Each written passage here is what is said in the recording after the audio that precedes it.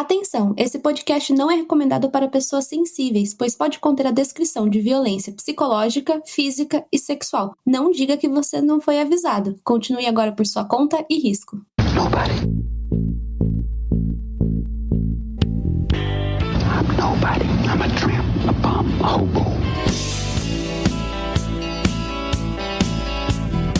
Two women very important in your life, and you killed them both. Eu saía como se fosse para caçar alguma coisa.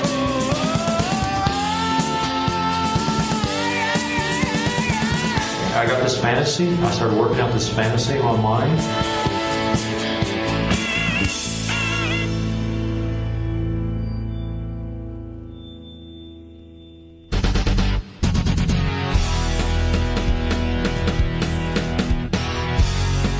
Bom dia, boa tarde, boa noite, galera do Apenas um Podcast. Como vocês estão? Para variar, eu não estou sozinho, estou aqui com a minha amiga Marisa. Olá, pessoal, como vocês estão? Tudo bem com vocês? Espero que esteja tudo bem com vocês. Hoje a gente vai fazer um caso que é bem interessante, que é do bandido da luz vermelha, um caso brasileiro que minha avó diz que ela lembra de quando ela era jovem ser mencionado esse caso, porque era bem quando ela morava em São Paulo, né, que é onde aconteceu esses crimes, então ela fala que ela lembra bem das tias dela conversando sobre esse caso, porque foi uma coisa que causou um pânico em São Paulo, principalmente entre as mulheres. Eu lembro que minha avó falava, minha avó também é de São Paulo, então eu lembro da minha avó falar pra tomar cuidado, sabe? E aí muito tempo depois que eu vou entender todas aquelas histórias que a gente tem como criança, como homem de saco, essas coisas, depois que a gente vai colocar em contexto, né? E assim, pessoal, novamente, né, antes da gente começar o episódio de hoje, a gente vai pedir o apoio de vocês seguindo a gente lá no Instagram. Pra quem tá perdido, nossa página foi banida, então a gente teve que fazer uma página nova, que é Apenas um Podcast, vai ser a página que vai aparecer lá. Sigam a gente lá, ajudem a gente nessa. A gente tá tentando ao máximo postar novos conteúdos, coisas diferentes por lá, pra quem gosta, assim, de ver casos, vão dar uma olhadinha lá que lá tem vários vídeos já postados. E também, se vocês querem ajudar a gente de alguma outra forma, né, gente, que essa outra forma, além de compartilhar, né, que ajuda muito, né, tirar um print aí, postar nos stories, pode marcar eu, pode marcar o Thiago, pode marcar nossa página no podcast, a gente reposta todos. Considere, talvez, apoiar a gente pelo Apoia-se. Lá no Apoia-se a gente tem planos mensais a partir de R$2 até R$20, e muitos dos nossos ouvintes apoiam a gente ouvindo a gente pelo Orelo. Lá no Orelo você pode apoiar a gente mensalmente, assim como no Apoia-se, mas também você apoia a gente apenas ouvindo. Então, baixando o Orelo, você apoia não só a gente, mas como outros podcasts. Cada vez que você dá um play lá, a gente recebe alguns centavinhos, assim como no YouTube. Eu faço essa comparação assim pra vocês terem uma ideia. E outra forma de ajudar a gente é pelo Pix. A gente aceita Pix de qualquer valor e a gente ama quando vocês mandam mensagens pra gente pelo Pix. A gente sempre lê aqui. O nosso Pix é o contato apenasumpodcast@gmail.com, tudo juntinho, contato apenasumpodcast@gmail.com. Pix, gente, literalmente qualquer valor, qualquer coisa ajuda a gente. Somos apenas proletariados, né, Thiago? Exatamente, o bom e velho proletariado. E também não esqueçam que a gente tem um editor maravilhoso, Marco Túlio Baiman.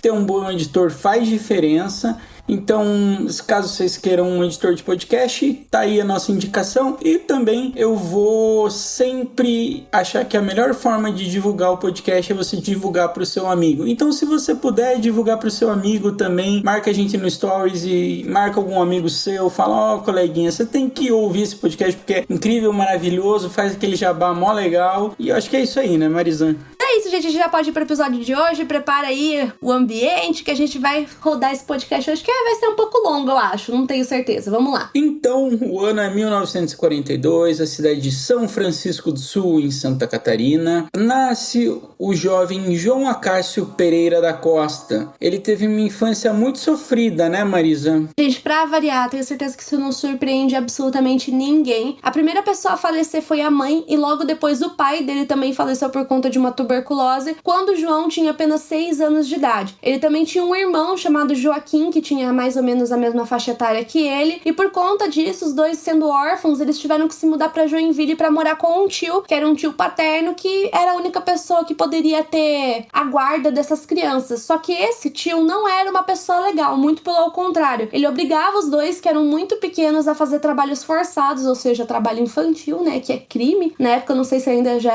era, né, considerado crime. crime. Não existia o ECA, Instituto de Criança e Adolescente, isso não tinha muito, não. Mas hoje em dia a gente tem noção, né, do quão errado isso é, o quanto isso é prejudicial para as crianças, e eles passavam também por muitos maus tratos, tanto psicológicos quanto físicos. E pior ainda mais a situação, né, porque quando os dois tinham 8, 9 anos de idade, eles literalmente foram expulsos de casa. E para conseguir sobreviver, é aquela coisa, é errado roubar, é errado praticar furtos e pequenos golpes, mas essas crianças precisavam sobreviver de alguma forma. E eles foram sobrevivendo assim de pequenos furtos, morando na rua. Eles eram conhecidos na cidade por isso. A polícia sabia quem eles eram e também pelos empresários locais que já estavam acostumados com esses furtos de comida, esses furtos de loja, eles batendo carteira. Então eles acabaram ficando marcados tanto pela polícia quanto pelos empresários. Então isso, quando eles vão poder ter um emprego formal, atrapalhou bastante eles, porque eles não conseguiam arrumar emprego. Eles eram marcados pelos policiais, então os policiais já tinham questão da índole deles, já sabiam como eles agiam. Então eles tiveram vários problemas sobre isso, né? É aí que acaba eles indo para uma nova cidade para ser uma pessoa anônima, né, Marisa? Isso, vale lembrar que, assim, o Joaquim, né, que era o irmão do João, né, vulgo, bandido da Luz Vermelha, a gente não tem muitas informações sobre ele, né? Tanto que os irmãos, vai acontecer essa separação, né? Por que acontece? O João começa a pensar, né, que já tava difícil pra ele roubar, ele também aplicava alguns golpes em Joinville também, já tava difícil pra ele fazer isso porque ele tava muito marcado, e mesmo quando ele tentava ser honesto, vamos dizer assim, ele também não conseguia, porque os empresários já sabiam que ele tinha essa fama de criminoso e por aí vai, e não davam essa oportunidade pra ele. Então, por conta disso, ele decidiu procurar um novo local. Antes dele chegar em São Paulo, capital, que vai ser onde os crimes principais vão acontecer, ele chegou a passar por outras cidades, incluindo, né, a nossa querida Curitiba. Nossa amada Curitiba. Que é mais ou menos onde esse podcast é produzido, ali do ladinho, cidade vizinha, São José dos Pinhais. Ele chegou aí pra Baixada Santista, né, tanto que acho que ele tinha uma casa na Baixada Santista, que é onde ele ficava, assim, pra apaziguar, né, os crimes que ele fazia. Ele ia pra Baixada Santista, ficava por ali, né, mas os crimes, assim, em si, onde tudo vai acontecer, vai ser em São Paulo, capital. E ele chega lá no dia 5 de novembro de 1964. Ele conseguiu sobreviver, né, lá em Joinville, com esses furtos e com esses golpes, até os 22 anos de idade, mais ou menos. E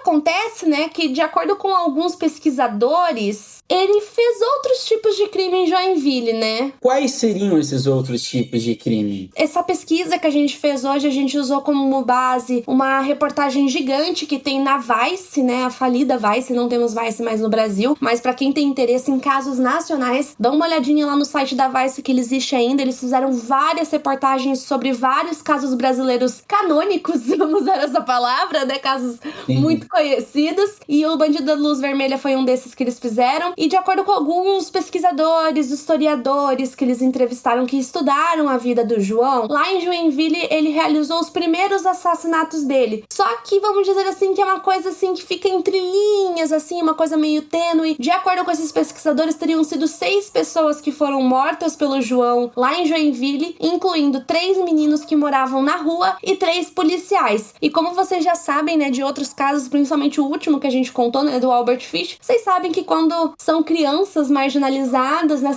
é muito difícil, né, entre aspas, é muito difícil pra ter uma investigação, né, contém ironia, né. Então, tipo, se foram realmente 3 meninos de rua, a gente nunca vai saber, né, basicamente. É aquela coisa da pessoa estar extremamente marginalizada e invisibilizada, né. Já os 3 policiais, eu me questiono sobre isso, mas vamos dizer que é uma possível, porque nesse caso também tem muitas lacunas, porque como ele era muito andarilho, a galera não consegue fazer uma linha do tempo tão bonitinha assim, né, Marisa? Não chega a ser aquela linha de tempo assim bem gostosinha, né? Porque a gente que faz podcast de True Crime, acho que se tem uma coisa que a gente ama é cronológica, né? Fazer uma coisa meio cronológica, assim, linha do tempo. Eu adoro, assim, quando dá pra ver tudo certinho, assim, os dias, mas não é sempre que dá pra fazer isso.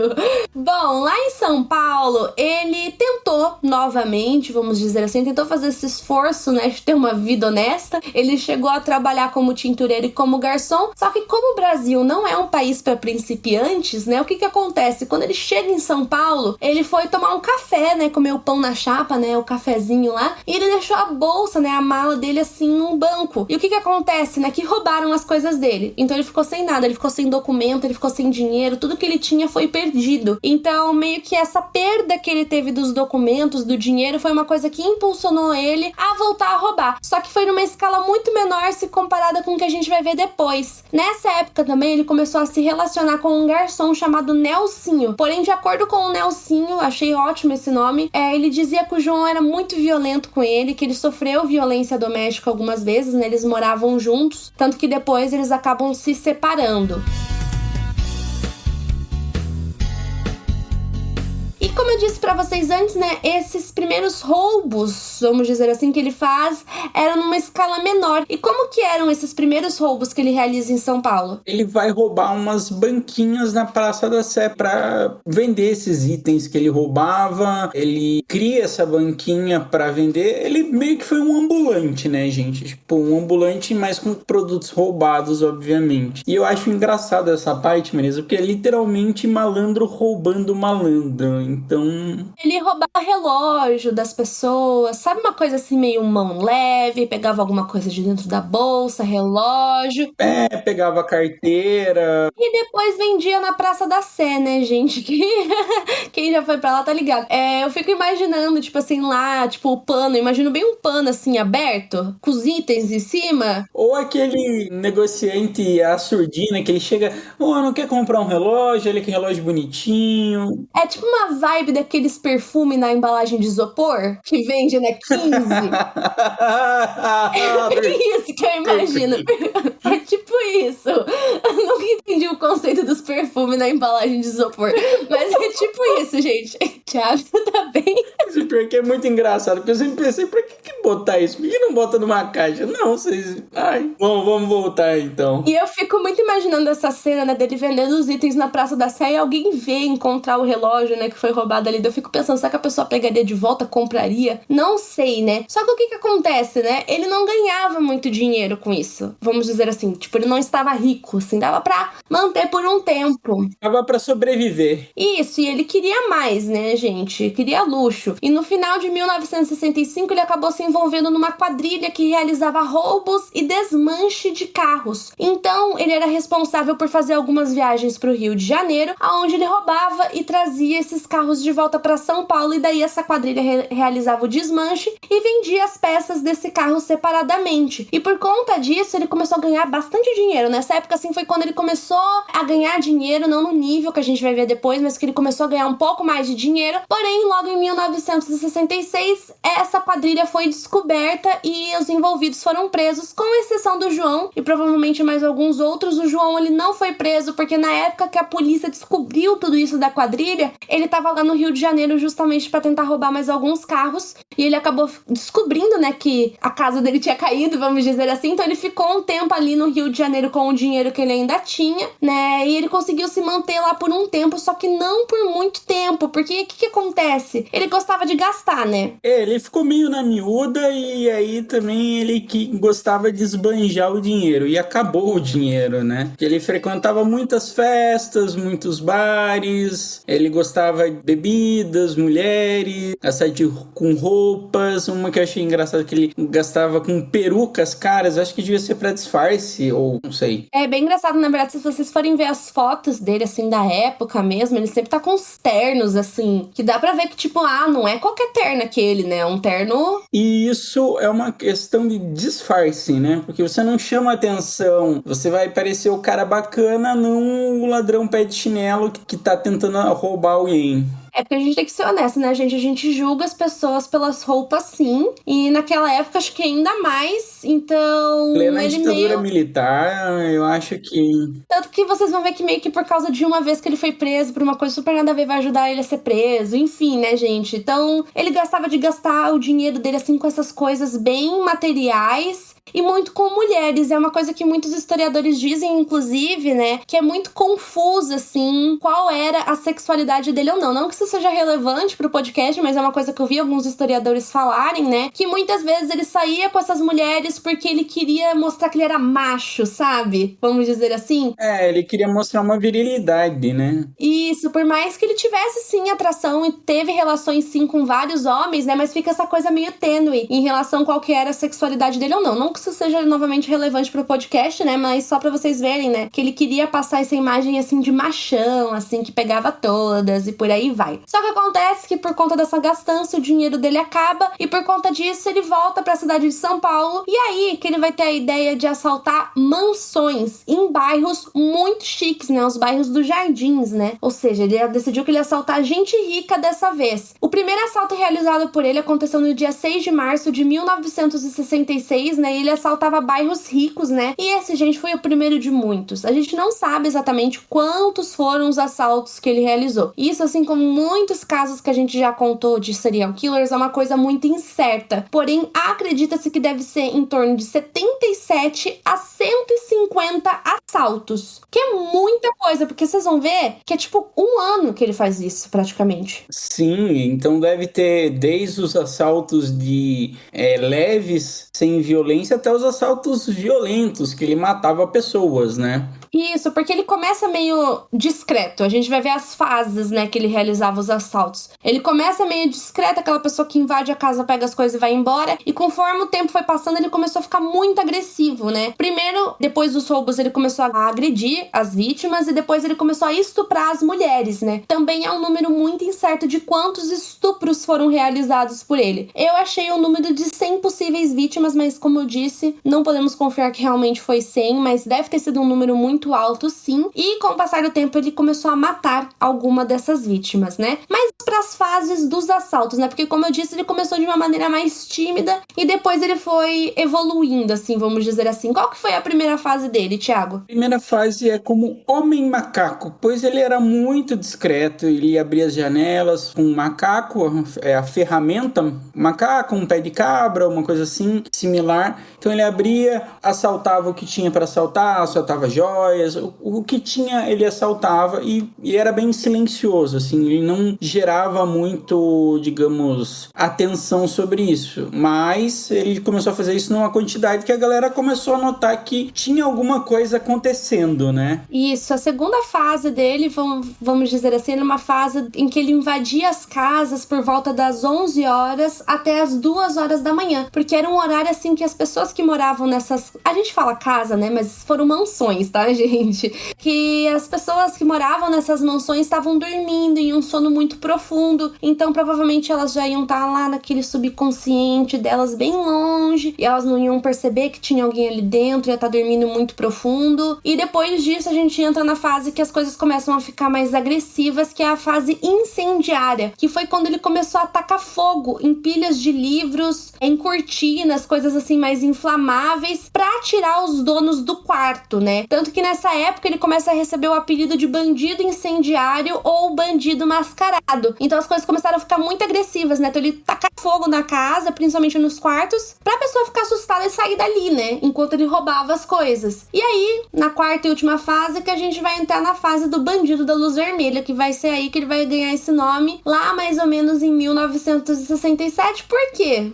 Ele começou a usar uma lanterna, né? De acordo com ele, a lanterna ela não tinha uma luz vermelha, mas a parte assim dela, do vidro ali da lanterna, ela era vermelha. Então por conta disso a luz ficava vermelha e ele começou a usar essa lanterna para entrar dentro das casas. E isso acabou se tornando uma coisa muito emblemática, muito conhecida por toda a população, né? Até as pessoas, né, que foram as vítimas desses assaltos, quando elas lembravam do caso, elas lembravam do raio da luz vermelha, né? Que ele usava uma luz vermelha para invadir as casas, né? E é engraçado porque ele comprou essa luz vermelha no Mapping, né? Que é uma loja que é muito conhecida pelo pessoal de São Paulo e que meu avô trabalhou lá, não nessa época, né? Mas ele trabalhou no Mapping e eu só tô falando isso por causa do meu avô mesmo, que ele trabalhou lá. E era uma loja enorme, gente, era uma loja de departamento enorme. Então eu acredito que nem dava, por exemplo, pra polícia rastrear isso, porque era uma loja, gente, que vendia tudo que vocês possam imaginar. Mas se sabia que essa lanterna vinha de lá por conta do modelo dela.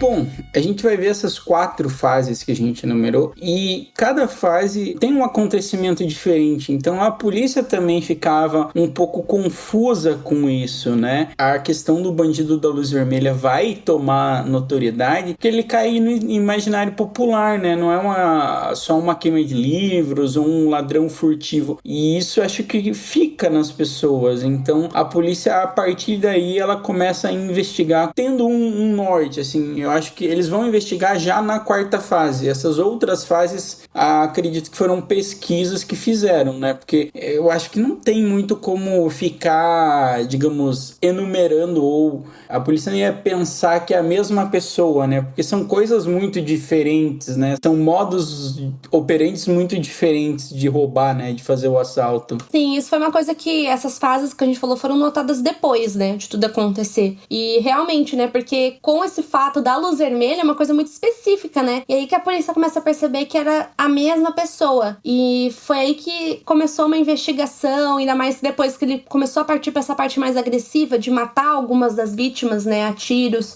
e também de estuprar essas mulheres, né? E principalmente a questão do estupro, que eu acho que foi a que mais pesou, assim, nesse caso, porque eram muitos, né? Sim.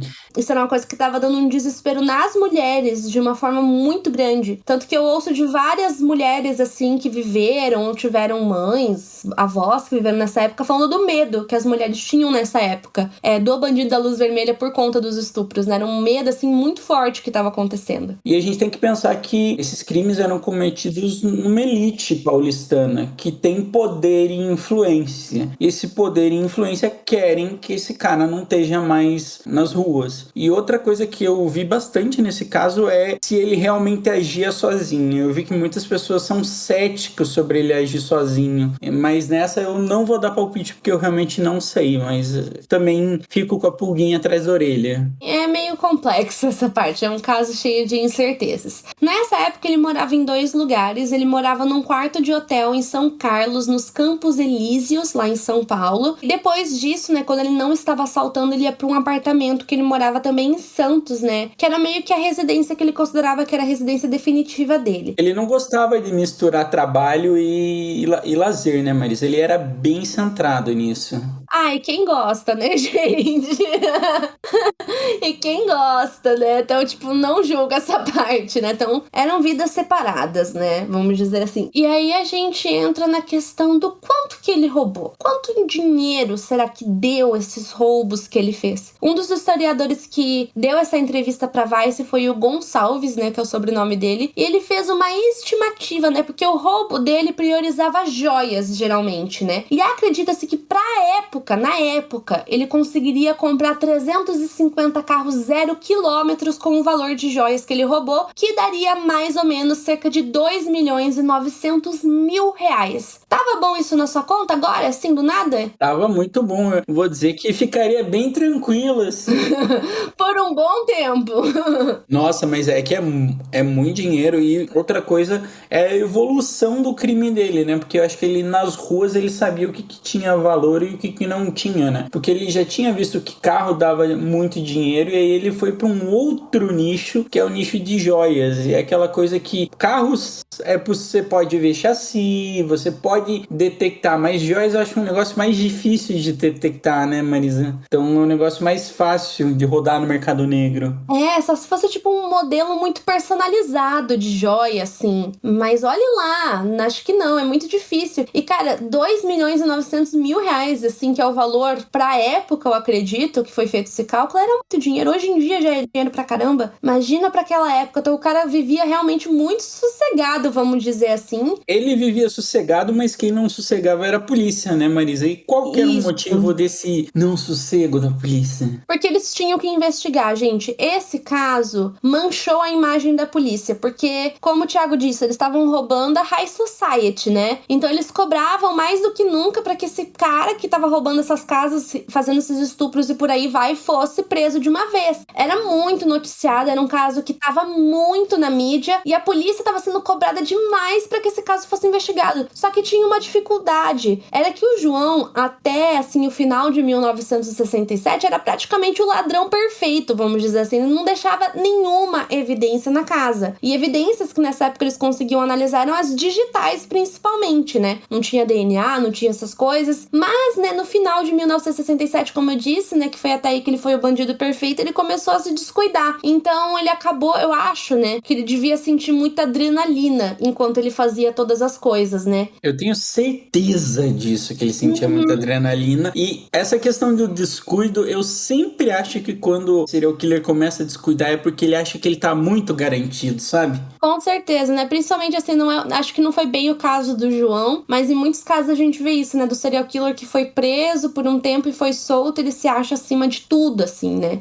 Então, acho que o João tava se achando acima de tudo também. Então, nas últimas casas, né? Os últimos assaltos que ele começou a realizar, ele começou a deixar impressões digitais na casa. Então, a polícia, com essas impressões digitais, começaram a analisar. E assim como outros casos que eu já contei, por aí vai, eles começaram a analisar as fichas, né? Que as fichas, assim, era uma coisa que também era um tiro no escuro, né? Eles deduziram que poderia ser alguém que já tinha passagem pela polícia. E foi lá que eles encontraram uma digital compatível de uma pessoa que tinha sido presa em 1966 por vadiagem. Estávamos na ditadura militar, né, gente? Então, vadiagem era um crime, né? Não podia ficar de bobeira, gente. Tava lá de bobeira. Provavelmente ele tava lá nas festas que ele ia, mexendo com mulher, bebendo pra caralho. Então, isso era vadiagem e ele foi preso por isso. E nisso que ele foi preso, eles recolheram as digitais dele, só que ele deu um nome falso. E é muito engraçado pensar que, tipo, até hoje você consegue fazer isso, dar um nome falso, mas na época, aqui no Brasil tem muito disso, dos caras darem nome falso e tranquilamente passar, né? Eu acho isso incrível. Sim, só que tinha a foto dele, né? Essa era a questão, né? Que eles tiraram lá um mugshot, né? A foto dele. E nisso, gente, foi tudo uma coisa assim. Esse desfechinho do caso, a gente não contou o caso do Richard Ramirez ainda, mas quando a gente for contar, e quem conhece o caso, esse desfechinho do Bandido da Luz Vermelha me lembra muito o desfecho do Richard Ramirez. O último roubo que ele realizou foi no dia 5 de agosto de 1967. E ele não vendia os itens em São Paulo também, né? Justamente, acho que pra dificultar um pouco essa identificação. Então, ele tava viajando pra Curitiba pra vender os itens que ele tinha roubado. Só que nisso que essa viagem de ônibus estava acontecendo, o que aconteceu? Já tinha foto dele, ela estava em todos os jornais, gente. Ela estava em todos os lugares, estava tudo sendo divulgado. E ele não sabia disso, porque ele estava no ônibus, né? A gente não tinha como saber. E acontece que ele foi localizado no Paraná, no dia 7 de agosto de 1967. Ele foi reconhecido e aí ele foi preso. E só pra uma curiosidade, ele usava uma identidade falsa chamado Roberto da Silva. Mais genérico impossível. Uma coisa que eu achei engraçado, porque tem um jornal em São Paulo, acho que, não sei se você vai conhecer, Marisa, mas esse jornal é muito famoso por ter feito um hoax, o primeiro, acho que eu diria o primeiro hoax do jornalismo, mas não vou ser tão assim. Mas é o jornal Notícias Populares. Você já ouviu falar do jornal Notícias Populares, Marisa? Acho que já ouvi falar sim. Do caso do Bebê Diabo, já ouviu falar? Ah. É o mesmo jornal. Você sabe que eu tenho um apreço muito grande pelo caso do Bebê Diabo. A Marisa não suporta esse caso. Inclusive, a gente tem podcast extra, né? Pra quem assina a gente lá no Apoia-se desse caso, né? Vai sair. Vai sair, gente. Então, pra quem quer saber um Bebê Diabo, né? O caso que eu mais detesto da vida, apoia a gente lá no Apoia-se, que daí você vai receber esse episódio extra. Eu vou, inclusive, gravar esse podcast com o Túlio, que é jornalista, pra gente ter um papo um pouco mais aprofundado. Então, vocês vão conhecer os apoiadores, quem é o Túlio, a pessoa por trás da edição. E no Notícias Populares, olha a longa legenda que tava lá. Este homem que a polícia está caçando, ele é Roberto da Silva, o bandido da luz vermelha. Sua identificação só foi possível através de levantamentos, comparações e análises de impressões digitais em diversos locais de assaltos, principalmente as mansões nas ruas Ágata e Rafael de Barros, na zona sul de São Paulo. Segundo o jornal, havia um exército de policiais em seu encalço. Então, digamos que a polícia estava melindrada para prender o cara, né? Nossa, gente, era um desespero muito grande, assim. A gente vê em muitos casos, isso inclusive em alguns casos atrapalha muito, né? Essa pressão que a mídia bota e a população bota pra polícia solucionar. Claro que, tipo, tem que botar uma certa pressão mesmo, mas eu digo que atrapalha, né? Até o próprio caso do Richard Ramirez foi uma coisa... Aconteceu um pouco isso, né? Mas era uma pressão muito grande, gente. E eles conseguiram, em 7 de agosto de 1967, prender o bandido da Luz Vermelha. Na edição de 1967, no dia 8 de agosto, um dia depois de terem prendido o bandido da Luz Vermelho, o Notícias Populares não se furtou a dar sua manchete, né? Preso o bandido da Luz Vermelha em Curitiba, com malas cheias de dinheiro. E devia estar cheio mesmo, porque ele estava vendendo os negócios em Curitiba, né? Não duvido. Vamos então pra condenação? Assim, gente, tem várias fotos, se vocês forem ver lá, de quando ele foi preso, de quando ele tava no julgamento, sempre vestindo os melhores ternos, né? E ele foi sentenciado a 357 anos de prisão. Mas como eu digo, aqui é Brasil, né? Até então, o máximo que se poderia manter uma pessoa presa era 30 anos. Então, ele ficou preso por 30 anos e solto em 1967. Só pra falar mais sobre a condenação, ele foi condenado em 88 processos, sendo 77 deles em roubos, 4 em homicídio e 7 em tentativas de homicídio. A pena dele mudou um pouco, digamos, ele conseguiu diminuir a pena dele, né? E foi para 351 anos, 9 meses e 3 dias de reclusão em regime fechado. Porém, como a Marisa falou, apenas 30 anos de prisão é o máximo da nossa lei. Nisso, ele volta para Joinville e acredita-se, né, gente, como esse mundo dá voltas. Ele foi morar com o mesmo tio que abandonou ele na infância. Essa é uma parte que eu sempre fico incrédulo desse... Esse tio devia ser meio jovem, né, na época que ele recebeu essas crianças, né, pra estar vivo. Sim. Na verdade, não dura muito tempo nisso que ele mora com o tio. E depois disso, ele começa a trabalhar e morar junto com um pescador chamado Nelson. Ele morava de favor pra esse cara e prestava serviços, se eu não me engano, num bar, assim, pra esse pescador e por aí vai. Só que 5 meses depois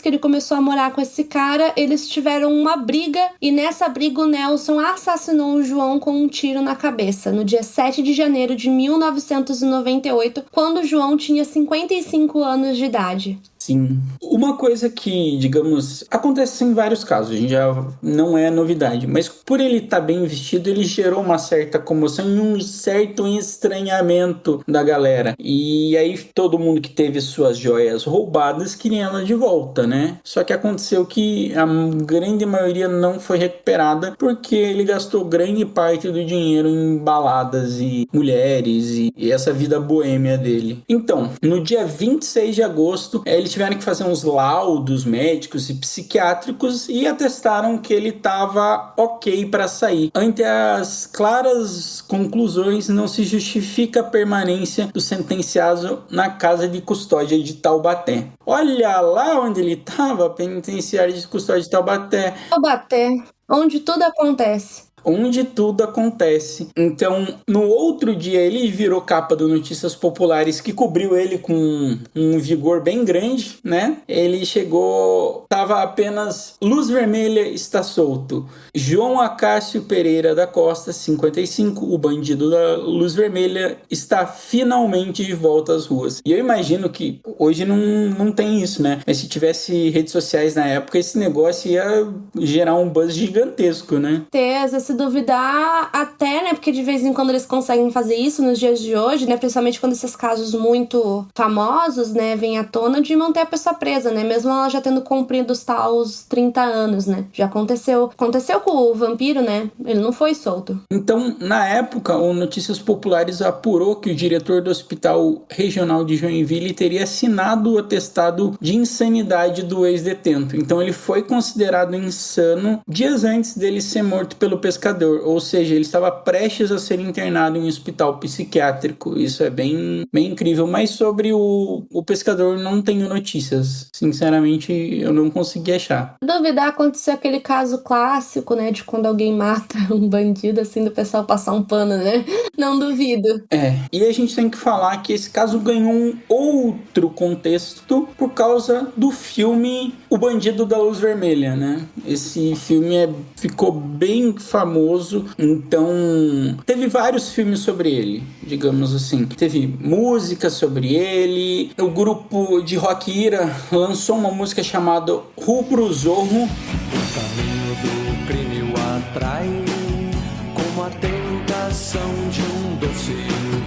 Era tido como um bom rapaz, foi quem foi. Também teve um rap gravado sobre ele, O Bandido da Lupa Vermelha, gravado pelo rapper Patrick Orla. Mutilação de corpos não me deixa pasmo. Encara a morte com um senso de sarcasmo. Então ele ganhou meio que um status cult, assim, tanto no cinema quanto na música. E agora eu fiquei curioso pra ouvir essas músicas. E eu vou ver se eu acho aqui pra deixar pra vocês uma entrevista que tem dele logo depois que ele foi solto, só pra vocês verem, assim, como ele não tava falando nada com nada. Não sei se você chegou a ver essa última entrevista, assim, que fizeram dele, e ele fala nada com nada. Então, eu ouvi uma parte dela. E, sinceramente, é aquilo, bem estranho, né? Tipo, ver como é que o cara tava, o estado psicológico do cara. Bom, acho que a gente pode ir pro momento 5 centavos? Acho que sim. Momento 5 centavos. 5 centavos. Bom, Marisa, então não estamos no momento 5 centavos. O que você acha desse caso? O que te irrita? Liberta as suas frustrações sobre esse caso. O que você quiser falar. Sério, eu não tenho muito o que pensar sobre esse caso, assim, tipo, o que aconteceu e tal. Mas é um caso que eu acho muito curioso, como muitas pessoas, mesmo sendo tão antigo, ainda lembram dele, né? Tipo, do Bandido da Luz Vermelha, e por aí vai. Como é uma história que, se você perguntar pra sua avó, muito provavelmente ela vai lembrar. Pra mostrar como ficou muito conhecido, né? Tá entre, como vamos dizer assim, tá no mesmo grupinho do Maníaco do Parque, Suzane von Richthofen, tá no mesmo grupo, assim, de casos, assim, que eu acho que vão ficar gravados, assim, na história. Então eu acho que é isso que eu mais penso nesse caso, e é isso. Como eu já disse no próprio episódio, eu acho que essa questão do Bandido da Luz Vermelha, dele ter esse nome, essa alcunha, meio que criou essa questão no imaginário popular, então o caso ganhou uma notoriedade bem maior. E também a gente tem que lembrar que esse caso envolveu pessoas ricas, e querendo ou não, pessoas ricas no Brasil querem ser ouvidas e fazem ser ouvidas por todos os meios. Então esse caso também ganhou muita notoriedade por causa disso. A polícia teve muito tempo em cima delas por causa disso. Não foi aquele caso que ficou, sei lá, anos e anos para ser resolvido. Ele foi um caso que a polícia sofreu um escrutínio meio que diário sobre ele. Rolou muito sensacionalismo. Depois eu até posso dar uma olhada no Jornal Notícias Populares para ver outras matérias, porque eu achei interessante. Para quem não sabe, o Jornal Notícias Populares não existe mais. Ele foi comprado pelo Grupo Folha e foi descontinuado. Então é um jornal que não existe mais. Mas se você olhar, digitar Notícias Populares na internet, vai aparecer um monte de caso criminal, de coisas, e você vai ver o jornalismo mais excêntrico, estriônico e sensacionalista possível, né, Marisa? Vamos dizer assim, o jornal Notícias Populares andou para que o Cidade Alerta pudesse correr. Exatamente, é o Cidade Alerta. É o Cidade Alerta, o balanço geral, seja lá o que for, é essa Exatamente. mesma vibe, gente. Gabaritou, Marisa, gabaritou. O Notícias Populares foi responsável pela disseminação das fake news aqui no Brasil, né? Que vai ser o que vocês vão ver, né, os assinantes no episódio do Bebê Diabo, né? Fora que, tipo, não foi a única fake news que eles tentaram implementar, né? Mas, tipo, acho que eles têm essa mesma vibe que a gente vê hoje em dia ainda. Eu acho que no Brasil isso acontece de uma forma muito forte e até mesmo assustadora, assim, se a gente for parar pra pensar. Eu só vou dar a manchete do Bebê Diabo, que eu acho que é a que ficou mais marcada. tá lá, Jornal Notícias Populares, e aí tem uma imagem gigantesca dizendo: nasceu o bebê diabo em São Paulo. Bebê com chifres, rabo e falando. Daí a ladeira abaixo. Tipo, tem bebê diabo visto nos telhados da casa do ABC. Bebê diabo desaparece. Demônio faz primeira vítima. Viu o bebê diabo e ficou louco. Gente, é assim o necrochorume do jornalismo brasileiro. Esse caso eu gosto muito. Eu gosto muito pela questão sensacionalista e meio pastelônica do negócio, porque aparentemente os próprios jornalistas, eles fizeram isso e o negócio ganhou uma proporção tão gigantesca que eles só continuaram e chegou uma hora que eles só falaram: e aí, galera, vamos parar que eu acho que já deu, né? Me lembra um pouco que também tem um jornal, né, que divulgou o Chupacu, que acho que é um jornal lá do Nordeste, Norte, não sei, é lá pra cima, que também, né, que eles tentaram divulgar o Homem Lobo Mal, alguma coisa assim, aí teve o Chupacu.